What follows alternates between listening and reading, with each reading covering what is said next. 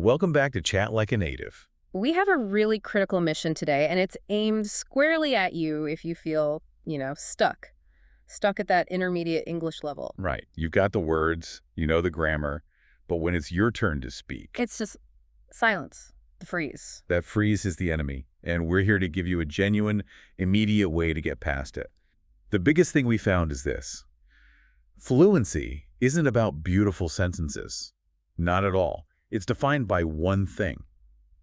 How fast you can get to the English you already have in your head. We call it fast access. And the way you build it is by training a direct route, a shortcut from your idea straight to English speech. And you do that by completely skipping that mental detour, translating from your first language. It might sound a bit complex, but we've boiled the whole strategy down to one simple, really actionable mantra. This is your mission for the next week. It's just 3 words. WETT. Whisper to think. Let's get into the specifics of why that internal voice you have right now is, well, probably the bottleneck. Okay, so let's just put ourselves in the learner's shoes. Right now, your brain is doing way too much heavy lifting. You have an idea, Right. but then it has to go through your first language. Then there's this slow, conscious translation step. And only then do you actually get to speak the English sentence. It's too many steps. Imagine trying to sprint while carrying 4 backpacks. That's what's happening. And that lag time, that's not just frustrating. No, it's where the pressure builds up. It's where the anxiety comes from. Your brain is trying to be a translator, an editor, and a speaker all at once. It's just too much. And the fix, which is kind of surprising, is this idea of private speech. It's the bridge that gets you over that translation bottleneck. And we mean that literally. It's quiet self-talk, maybe just a whisper. And the key thing is, it's not for anyone else. It's not communication. It's for you. It's to guide your own thinking in English and build confidence without an audience. What's really fascinating here is to understand where this fits. Because it's easy to just think, oh, so I just think more in English, but it's different. Well, you've got the spectrum of speech, right? On one end, you have inner speech. That's totally silent. It's that voice in your head. Okay. And on the other end, public speech. Talking to other people, full volume, high pressure. Exactly. And private speech sits right there in the middle. It's the game changer. Quiet speaking to yourself. A mutter, a whisper. Wait, okay, so that's what I was going to ask. Why is the sound part so essential? Why is physically whispering, I need coffee, better than just silently thinking it? Because when you only think it, the English stays abstract. It's soft. It's untested theory. The second you force the sound out, even a tiny whisper, you engage the physical parts of speaking, your mouth, your breath, and you get instant feedback. You hear your own pronunciation. So you're turning the theory into actual physical practice. It's low pressure, but it's high application. You're training your brain to take that faster route. Idea, straight to a short English line, and then out into the world. That's it. We're training for speed, not perfection. To make this something you'll actually do, though, we need some structure. You can't just tell someone, hey, start talking to yourself. No, that's a recipe for feeling awkward and quitting. Yeah. So what we have is a simple 4-level system to ease into it. It's the whisper to think progression ladder. This is great. I like this. Level 1 is the easiest entry point. Mouth it. No sound at all. Right. You're on the train, you're in the office, you just move your lips with no voice, you're training the muscles. With your mouth? Simple stuff. I need to reply to that email, or let me check that date again. You're just getting used to the physical feeling of forming English words. Then you graduate. Level 2 is whisper.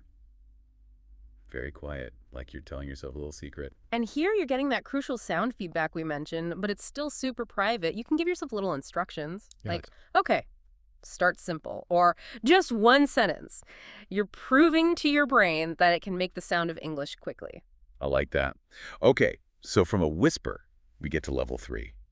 Under the breath voice. A little stronger than a whisper, maybe like a murmur. You'd have to be very close to someone to hear it. And here you can start building slightly more complex phrases. So you're moving beyond just narrating. Exactly. You're building connectors, things like, I think the main issue is, or let's focus on the key point. These become the scaffolding for real conversations later. And that leads to level 4.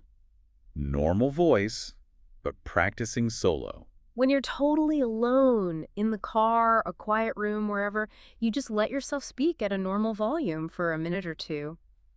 I had a busy morning, but I got the main task done. And once you're comfortable with that, level 5, which is public conversation, just kind of happens naturally. It becomes the inevitable next step. The confidence you built in private makes the public part so much smoother. So the latter helps with the volume, with the comfort level. But now we need to talk about what to actually whisper. Because trying to whisper a complex argument is just going to lead right back to that freeze. Precisely. For speed, you can't be whispering long, complicated sentences. You have to focus on what we call the microline method. These are your building blocks. Microlines. I like that. They're the backbone of speed. Short, simple English lines that are easy to say and carry meaning without a lot of grammatical gymnastics. They become these instant thought-to-speech pathways, and you should focus on a few specific patterns to make them really automatic. Okay, what's the first one? The most basic, the foundation. I plus a verb plus an object. Super simple. I want coffee. I forgot the keys. I need sleep. Got it. Second pattern is for quick assessments. I'm plus an adjective. I'm ready. I'm unsure. I'm happy with this. Quick, simple, effective. And the third one is a real fluency booster. It handles transitions. Let me plus a verb. Let me check. Let me confirm. Let me explain. It makes you sound instantly more fluid. Plus those little connective phrases, right? Yeah. The main point is, or what I mean is, they're just so useful under pressure. But to make this work, there is one single crucial rule you have to follow. This is the part that changes everything. Okay. When you're whispering these lines, you must not search for the perfect word. That feels wrong. As a learner, aren't you supposed to find the right word? Aren't you just reinforcing bad habits otherwise? What you're reinforcing is stopping. The bad habit is stopping the flow.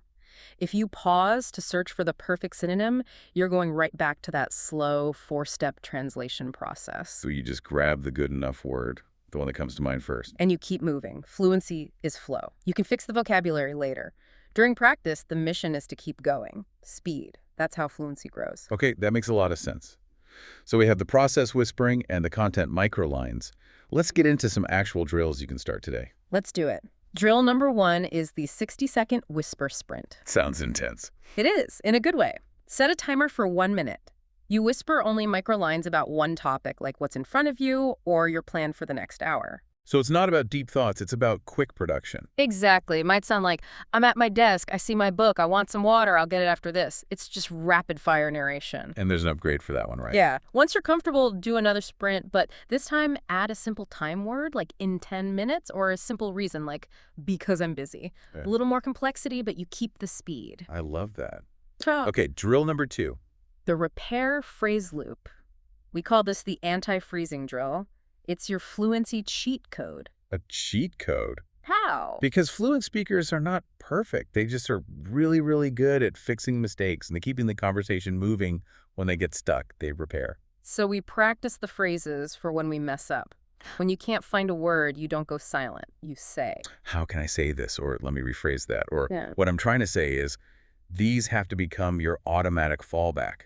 They buy you time and stop the panic. Great. And the third drill. This one is called the Shadow Then Whisper Bridge.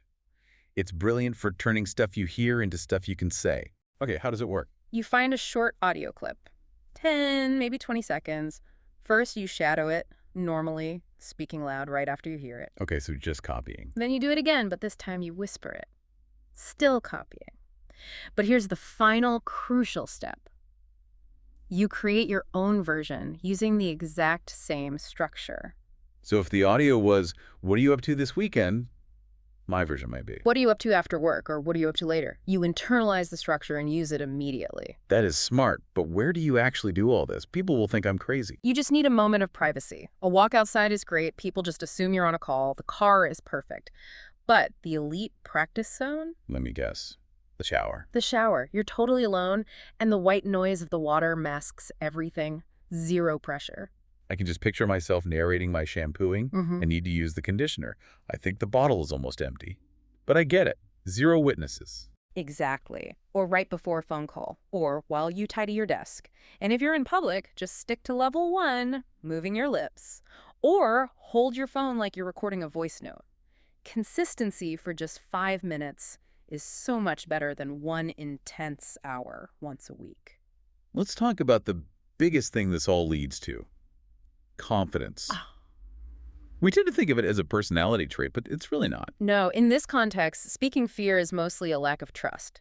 You don't trust your brain to produce English quickly enough. You anticipate that lag, you anticipate failure, and that's what causes the panic. So this private speech, it's a trust-building exercise. You're proving to your brain every single day that you can create English quickly, that you have those repair phrases ready. Confidence becomes preparedness. It's just a result of low-stakes repetition. Before we lay out the full weekly plan, we should probably cover the common mistakes, the places people get stuck with this. Good call. 4 main pitfalls. First one, whispering way too fast and just mumbling.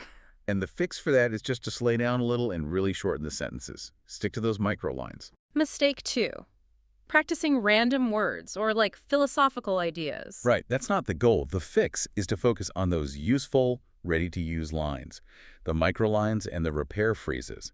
You're practicing the frame of the conversation, not the whole painting. Mistake 3 is a big one, judging your accent while you're practicing. Oh, that's total self-sabotage. The fix is to just ignore it. This practice is for flow first. Everything else improves with time and repetition. Don't edit while you're sprinting. And the final mistake, maybe the most critical, only practicing when you feel motivated. Because motivation never lasts. Exactly. The fix is to link the habit. Do it right after you brush your teeth or while your coffee is brewing. Attached to something you already do every single day. Okay, let's bring this all home. Here is your roadmap for the next week. The 7-day Whisper to Think plan. Just 5 to 10 minutes a day. Day 1, microlines only. That's it. Just practice those simple patterns. I want coffee. I'm ready. Get the speed down. Day 2, daily life narration. Whisper what you are doing right now. I'm opening my laptop. I'm organizing these files. Keep it simple, present tense. Day 3, future talk. Practice your plans. I'm going to call my friend. I'll probably check the weather later. Day 4, past talk. You narrate yesterday. This is a bit harder because you have to switch tense. I went to the store. You had to finish that report. Don't stop if you make a mistake. Just keep the flow. Day 5, opinion talk. Start using simple opinion phrases. I think this is a good idea. In my view, we should wait. Day 6, problem and solution talk. You're building small arguments now. The issue is the timeline, and the fix is to ask for help. And day 7 is the final test, the 1-minute mini speech. Record yourself on your phone, audio only, for 60 seconds, just summarizing your week. Then do it 2 more times, trying to make it a little smoother and simpler each time. The ultimate goal here isn't just to get good at whispering. It's to actually shift your inner voice. Over time, you'll start to hear the English lines in your head before you even need to say them out loud. And that's the moment you know the faster pathway is taking over. It's not about learning more grammar. It's about building a better delivery system for the English you already know. So we'll leave you with the final challenge. We're calling it the 1-week fluency shift. Commit to just 6 minutes of private speech every day for the next 7 days. And you can break it up. 2 minutes in the morning, narrating your plans, 2 minutes right before a real conversation, practicing your opening lines, and 2 minutes at night to summarize your day. If 6 minutes feels like too much, just do 2. Start today. Private speech really is the quiet skill that creates loud, fluent results.